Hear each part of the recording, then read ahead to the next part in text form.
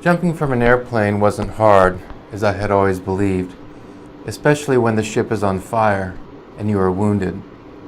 I wanted to make the delayed jump, to make sure of clearing the ship and to aid in my escape. My senses in no way blacked out. Everything happened naturally. I even tested the ripcord going down to see how much pull it was going to take. When I thought I had dropped 10,000 feet, I pulled and prayed. I felt the parachute open and stream out. It was a wonderful but oh so lonesome feeling floating through space alone. I began looking around and saw our plane in a slight dive, a massive flame. 2 chutes were floating down, and I knew them to be carrying Manson, Murdoch, or Roswell, our engineer.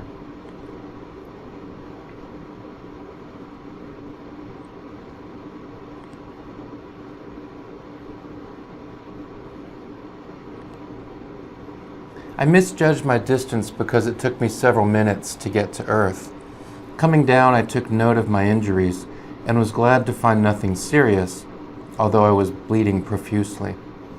I was coming down on or near target, a Focke-Wulf assembly plant near Oschersleben. I could hear the guns blasting away at our formations, still streaming over, heading for other targets in the vicinity. I saw several American planes begin smoking, burst into flame, and explode. The Luftwaffe and the Germans' anti-aircraft guns were really having a field day. Nowhere was our fighter escort. An enemy plane circled me on the way down, giving my position to troops on the ground, I suppose. I thought he was going to fire on me, but thank God, he didn't. As I neared the ground, I tried to get into the correct position for landing, after escaping, thus far, with no broken legs or neck. As luck would have it, the wind was blowing me towards a large plowed field which was slightly covered with snow.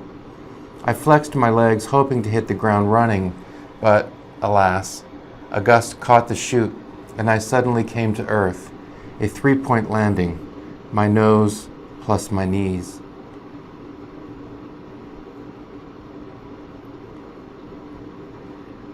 I rooted up the soft earth, but was unhurt. Jumping up, I dumped the chute of wind and unhooked the harness, wanting to get to the nearest hiding place. As yet, I hadn't seen anyone. I still had my escape kit maps, as I had stuck them into the back pocket of my tunic before jumping. I spotted a clump of trees and bushes to the east and immediately started for them. The further I went, the heavier my flying shoes got, so I left them, walking only in my GI shoes. A few yards further, tiring fast, I dropped my fur jacket. My leg was stiffening and bleeding profusely. Blood was also streaming from my face and shoulder. Coming toward me were 2 boys and a man shouting like geese. I immediately picked up more speed, but from loss of blood, I tired quickly, allowing them to gain on me. Seeing my condition and the uselessness in trying to escape, I decided to surrender.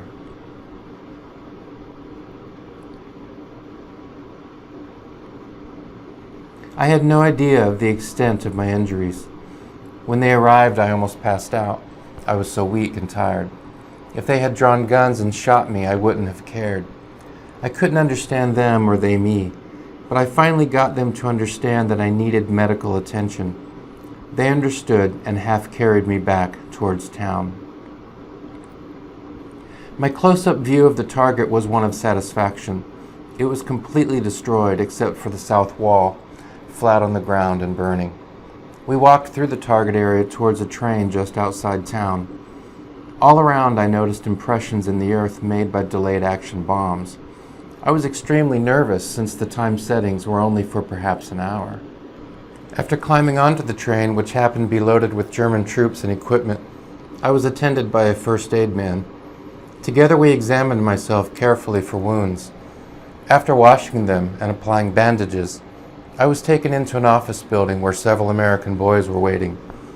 Here I saw some of my fellow crew members, Young, Hoover, Rogers, Romanovsky, and Sobieski. We didn't dare speak to each other, but I wondered where the other crew members were. They all seemed okay except Sobieski, who had one foot shot off. He and I were taken to a temporary hospital where we received further treatment. This was about 3 p.m. Clamps were put into my wounds, also stitches. Sobieski had lost much blood and was delirious. The doctor, who was just a boy, trimmed up the stub and bandaged it. It was all he could do. My heavy jacket was confiscated, along with all the other government clothes I was wearing. All my personal materials, such as my cigarette lighter, small change, my Bible, etc., were taken, but were promised me later. I never saw them again. Leaving this temporary hospital, we were loaded into an old truck, along with the other boys, and driven to Haberstadt, I think. Here, Sobieski and I were again taken to a hospital, a large dormitory filled with wounded German soldiers from the Eastern Front. Medical attention received here was good. I was given anesthetic, and the flak was removed from my face and leg. Awaking the next morning, I was removed to another ward where Sobieski was already bedded. He was in bad shape, out of his head most of the time. Here also were boys from other crews shot down the day before. One sergeant had a leg off, an eye out, and a large hole in his back. He was very weak. We who were able to get around tried to get him to eat some soup, a conglomeration of turnips, onion tops, and other items, but he wouldn't. The soup was terrible, but I managed to eat a large bowl. An orderly came and told me and 2 more officers to get our clothes on and come with him. I thought we were perhaps going to be interrogated, and we would come back, but I never saw the hospital again. The sergeant was dying when we left, I think. We were turned over to 2 guards who walked us through the heart of town, which had been hit the day before. Debris was everywhere. Broken windows and stone filled the streets. Someone had done a good job. Civilians were out picking up what salvage of their household goods they could find from among the wreckage. They spit in our direction and cursed us wildly, but seeing our condition, I suppose, kept them from doing us bodily harm. We soon found ourselves outside town and still walking, and the guards were nice enough to let us rest occasionally.